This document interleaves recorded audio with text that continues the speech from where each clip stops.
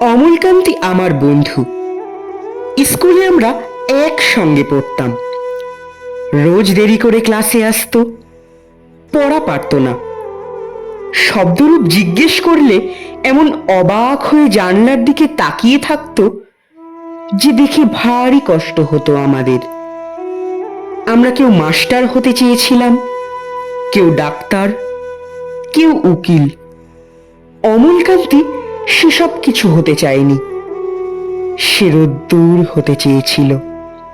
ক্ষান্ত বর্ষণ, কাক ডাকা বিকেলের সেই লাজুক রোদ্দুর, যা আমার জামরুলের পাতায় যা নাকি অল্প একটু হাসির মতো লেগে থাকে। আমরা কেউ মাস্টার হয়েছি, কেউ ডাক্তার, কেউ উকিল। অমলকান্তি রোদ্দুর হতে পারেনি।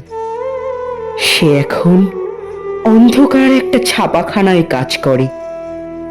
মাঝে মাঝে আমার সঙ্গে দেখা করতে আসে, চা খায়, এটা ওটা গল্প করে, তারপর বলে, উঠি তাহলে। আমি ওকে দরজা পর্যন্ত এগিয়ে দিয়ে আসি। আমাদের মধ্যে যে এখন মাস্টারি করে, অনায়াসে সে ডাক্তার হতে পারত। যে ডাক্তার হতে চেয়েছিল, উকিল হলে তার এমন কিছু ক্ষতি হতো না। অথচ সকলেরই ইচ্ছে পূরণ হলো, এক অমলকান্তি ছাড়া।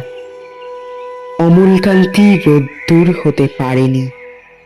সেই অমলকান্তি রোদ্দুরের কথা ভাবতে ভাবতে যে একদিন রোদ্দুর হয়ে যেতে চেয়েছিল।